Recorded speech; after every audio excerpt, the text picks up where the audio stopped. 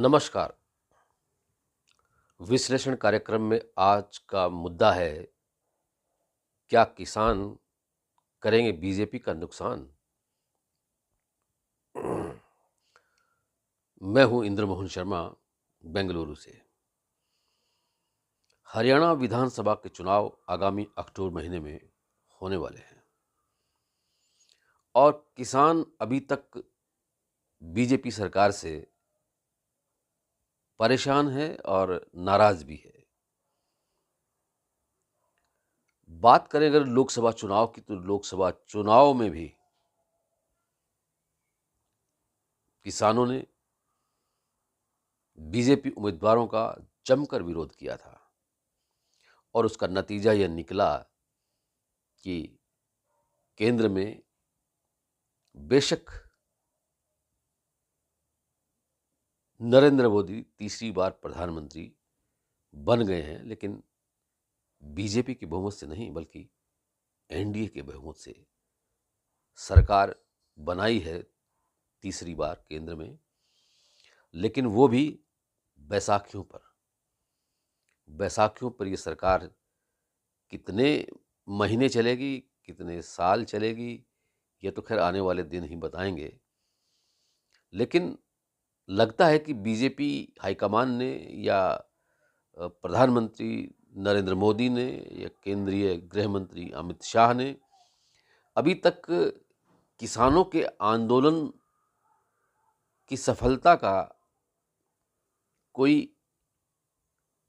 अर्थ नहीं निकाला है। याद कीजिए वो दिन जब किसान आंदोलनरत थे, चाहे वो गर्मी थी, सर्दी थी, बरसात थी, कैसा भी मौसम था, दिन थी, रात था, डटे रहे थे किसान। उन 3 कृषि कानूनों को काले कानून बताकर जिनका विरोध वो कर रहे थे, उनको वापस लेने के लिए, रद्द करने की मांग को लेकर सड़कों पर बैठे रहे, पुलिस की लाठियां खाते रहे, उन पे गोलियां बरसाती रहीं, उन पे आंसू गैस के गोले भी छोड़े गए, लेकिन वो टस से मस नहीं हुए, बल्कि करीब 17-18 महीनों तक चले इस लंबे किसान आंदोलन के दौरान 700 से अधिक किसानों ने अपने प्राणों की आहुति भी दे डाली।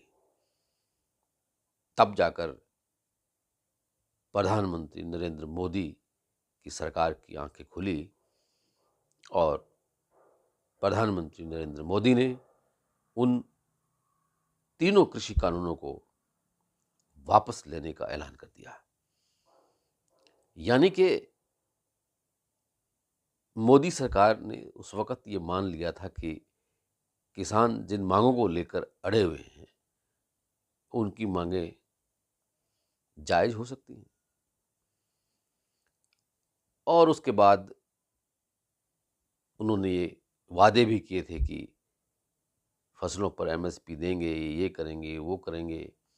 लेकिन बेशक उस वक्त आंदोलन एक बार रुक गया था, ठंडा हो गया था, लेकिन सबक नहीं सीखा बीजेपी हाईकमान ने। किसान अब भी आंदोलनरत हैं, खासतौर से हरियाणा के। और हरियाणा में अब विधानसभा चुनाव अक्टूबर महीने में होने वाले हैं। आज संयुक्त किसान मोर्चा के किसान नेता लखविंदर सिंह ओलख ने प्रेस कॉन्फ्रेंस की। मीडिया से रूबरू होते हुए उन्होंने साफ तौर से कह दिया कि अगर अभी भी किसानों की जो पेंडिंग मांगे हैं उनको नहीं स्वीकार किया, तो विधानसभा चुनाव में बीजेपी के तमाम उम्मीदवारों का जोरदार विरोध किया जाएगा और उनको पराजित करने के लिए हर तरह की शक्ति का इस्तेमाल किया जाएगा। तो ऐसा लगता है कि हरियाणा में विधानसभा चुनाव के दौरान बीजेपी की मुश्किलें और ज़्यादा बढ़ सकती हैं। वैसे तो हरियाणा में बीजेपी इस वक्त भी मुश्किल में ही हैं। और जब से मनोहर लाल खट्टर को हरियाणा के मुख्यमंत्री पद से हटा दिया गया था और नायब सिंह सैनी को मुख्यमंत्री बना दिया था, तब से ही मान के चलिए कि हरियाणा में बीजेपी की सरकार डगमगाती हुई चल रही है।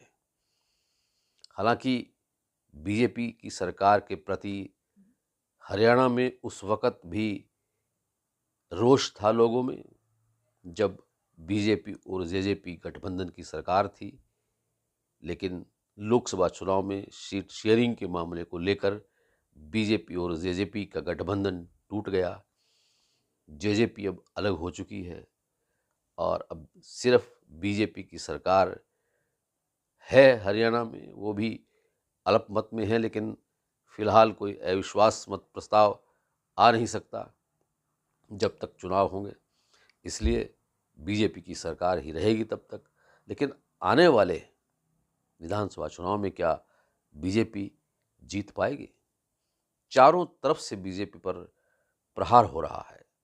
विपक्षी दल पूरी तैयारी किए हुए हैं कि किसी न किसी तरह से उनको हरा दिया जाए, बीजेपी के उम्मीदवारों को। इन लोगों के नेता अभय सिंह चौटाला ने और बहुजन समाज पार्टी की सुप्रीमो मायावती ने गठबंधन कर लिया है इनेलो और बसपा का। तीसरा मोर्चा बनाने की तैयारी हरियाणा में चल रही है, लेकिन फिलहाल तीसरा मोर्चा अभी बनता नज़र नहीं आ रहा है, क्योंकि आम आदमी पार्टी ने कह दिया है कि अलग से चुनाव लड़ेंगे अपने दमखम पर हरियाणा की सभी 90 विधानसभा सीटों पर। और उधर कांग्रेस ने भी आम आदमी पार्टी से गठबंधन तोड़ लिया जो लोकसभा में था, और कांग्रेस अपने दमखम पे चुनाव लड़ेगी। और जेजेपी भी अलग दमखम पे चुनाव लड़ने की बात कह रही है। इसी तरह से हलोपा जो एनडीए का घटक है, वो कितनी सीटें मांगते हैं। हलोपा के सुप्रीमो सिरसा के विधायक गोपाल कांडा, और वो पिछले दिनों शिक्षा मंत्री, केंद्रीय शिक्षा मंत्री धर्मेंद्र प्रधान से भी उन्होंने मुलाकात की और कुछ अन्य नेताओं से भी की, और उनके सामने ये अपना पक्ष भी रखा कि हलोपा को भी कुछ सीटें उनको दी जाए विधानसभा चुनाव में। लेकिन कितनी होगी, कितनी बात होगी, ये तो खैर आने वाला वक्त बताएगा। लेकिन यह तय है कि इस बार बीजेपी को काफ़ी मुश्किलों का सामना करना पड़ेगा फिर से अपनी सरकार हरियाणा में बनाने के लिए। अब देखते हैं कि क्या होगा आगे। इस वीडियो के बाद आपको संयुक्त किसान मोर्चा की वो प्रेस कॉन्फ्रेंस के दिखाई जाएगी, और जिसमें लखविंदर सिंह औलख ने क्या कहा वो भी सुनने को मिलेगा। लेकिन उससे पहले अगर आपने ये वीडियो पसंद किया है तो इसे लाइक कीजिए, शेयर कीजिए, और परत दर परत चैनल को अभी तक अगर आपने सब्सक्राइब नहीं किया है तो कर लीजिए। बेल आइकॉन के बटन को होल्ड करके क्लिक कर लीजिए, और आपको जो है ये कमेंट बॉक्स में कमेंट भी कर लेना चाहिए। आपका बहुत बहुत शुक्रिया, बहुत बहुत धन्यवाद। तो लीजिए अब देखिए प्रेस कॉन्फ्रेंस की झलक संयुक्त किसान मोर्चा की।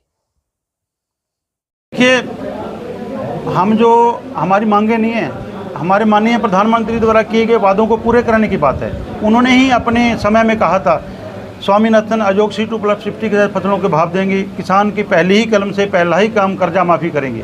तो हम डटे हुए हैं। ये सरकार ने पहले हर तरह के हथकंडे अपना के देख लिए, सब कुछ करके देख लिया, कोई बात नहीं चली। तो ये जो 400 पार का नारा, जैसे माननीय प्रकाश जी ने बोला, 400 पार का नारे वाले हैं जो, इसमें 78 सीटें 78 सीट्स जो ग्रामीण क्षेत्र से आ रहे हैं, ये जो पिछली बार से कम सीटें आई हैं, 78 सीटें कम आई हैं। तो अब बैसाखियों को सारी सरकार ले आई। अब फिर भी उनको समझ नहीं आती। तो आने वाले समय में हरियाणा में, महाराष्ट्र में, झारखंड में, दिल्ली में चुनाव है, तो हम कोई राजनीति नहीं करते हैं। एक बात ये भी है, जाने अनजाने में दूसरे पार्टियों को हमारा फ़ायदा हो रहा है, वो जीत रही हैं, लेकिन है वो भी इन्हीं के एक ही मतलब लाइन के लोग हैं, वो भी हमारी आवाज़ नहीं उठाते हैं। लेकिन भाजपा जो है वो तो सीधी गोलियां चला के, जो इससे बड़ा हमारे साथ क्या होगा, गोली चलाने वाले को सम्मानित किया जाए, किसान के ऊपर गोली चलाने को। जो आपकी बात है, तो हमारा संघर्ष जारी है। अब हमारी कन्वेंशन है 22 को, हमने 240 भाजपा के सांसदों को छोड़कर 303 सांसदों को अपना मांग पत्र दिया है, उनको कहा है 22 तारीख से सेशन शुरू हो रहा है, उसके हमारा प्राइवेट मेंबर बिल लेके आए हमारी मांगों पर। 22 तारीख को ही हम जो है शायद विपक्ष के नेता से भी और दूसरे पार्टियों के नेताओं से भी मिल रहे हैं, उनसे भी बात रखेंगे भी हमारी आप इस बात पर आपको लोगों ने मैंडेट दिया है, इस बात पर आपको वोट परसेंटेज बढ़ा है इंडिया गठबंधन का, भी उन्होंने किसानों की बात को रखा है और किसान आंदोलन चल रहा था, तो आप भी अगर सच में किसानों की बात करते हो तो ये बिल लेके आए। तो इसलिए हमारे को उम्मीद है आने वाले समय में किसान आंदोलन जीत की ओर जा रहा है। जो जब हरियाणा की जब केंद्र की भाजपा सरकार ने आंदोलन को दबाने की कोशिश की है, तब तक आंदोलन और ज़्यादा उभरा है। अब माननीय हाई कोर्ट ने आगे बढ़ने के आदेश दे दिए, हमने अपनी पूरी तैयारियां कर ली हैं। हमने अपने ट्रैक्टर ट्रालियों पर जो किसी की बैटरी डाउन थी, किसी का चेक करने था, कुछ ट्रालियों को ग्रीस वगैरह थी, सारा कुछ करके तैयार है। जब भी रास्ते खुलते हैं, हरियाणा सरकार रास्ते खोलती है, तो हमारा दिल्ली कोच होगा। 5-7 दिन का समय देके, क्योंकि हमारे घर बने हुए हैं, शंभू मोर्चे पर, खनौरी मोर्चे पर पूरे पक्के घर हैं, रतनपुरा भी पक्के घर बने हुए हैं। उन घरों को एक गांव बसे हुए हैं, मान लो एक गांव को यहाँ से लेकर आगे जाना है तो समय लगता है, वो 5-7 दिन का समय लेंगे। हमारा टीचा दिल्ली है, हमारी मांगें केंद्र सरकार से है, दिल्ली की सरकार से, तो हम जो है जब भी हरियाणा सरकार रास्ते खोलती है तो हम दिल्ली जाएंगे। मेरा सवाल फिर मैं दोहरा देता हूँ, आप लोगों का रुख क्या रहने वाला है चुनावों को लेकर आने वाले? देखिए, हम जो है हमने जो विधानसभा चुनाव आने हैं, हमने किसी को हराने जलाने की बात नहीं करनी है, लेकिन हमारा एक जो अब कल जज साहब को मानिए, जो रिटायर जज कमीशन के चेयरमैन है, जो हमारे ऊपर इंक्वायरी कमीशन बैठा हुआ है खनौरी मोर्चे पे, उनको एक क्लिप दिखाई है पूरी, वो A to Z 13, 14 और 21 फरवरी को जो हमारे साथ हुआ दिखाया, वो हम सारा का सारा 90 की 90 विधानसभा सीटों में लेके जाएंगे। वो 90 की 90 विधानसभा दिखाएंगे भी ये आपके किसानों पर, मजदूरों पर ये अत्याचार हुए हैं, तो वो अत्याचार पर दिखाएंगे। फिर फैसला जनता ने करना है भी कातलों को वोट देनी है कि जहाँ थोड़े बहुत इनसे जो ठीक है तो सारे एक जैसे उनको देनी है। लेकिन हमारा नारा यही होगा भी हमारा जो जिस सरकार ने हमारे ऊपर गोली चलाई, हमारे को इतने दिन सड़कों पे रखा, उस सरकार को सत्ता से बाहर होना चाहिए। एक किसान आंदोलन से निकली पार्टी गुरनाम सिंह चडूरी ने कल ऐलान किया है कि वो 90 की 90 सीटों पर टिकटें बांटेंगे और वो चुनाव लड़ने की तैयारी कर रहे हैं, कैसे? देखिए, ये सवाल तो उनको करना चाहिए, क्योंकि हम कहते हैं संघर्ष का और चुनाव का को मेल नहीं है। अगर आप देखें तो मैंने अभी बात करी थी, किसी भी विपक्ष वाले ने अमूपुर कांड पर नहीं बोला, किसी भी विपक्ष वाले ने नवदीप की टॉर्चर पर नहीं बोला। विपक्ष और पक्ष एक ही है, मतलब इन्होंने बेनिफिट देखना भी किस आवाज़ से हमारे को वोट ज़्यादा आनी है। तो अगर कोई वोट का टू सिस्टम है, वो तो भाजपा को फायदा पहुंचाने वाले लोग हैं, कोई मर्जी है, ये जनता जानती है। अगर कोई 500-700 वोट लेता है, वो बीजेपी के खिलाफ करने वाले वोट हैं, वो उनको पड़ेंगे तो बीजेपी को फायदा होगा। तो ये एक जग जाहिर चीज़ है, इसके ऊपर हम टिप्पणी नहीं करेंगे, ये उनका विषय है, वो इस जवाब का सवाल का जवाब वो ही दे सकते हैं।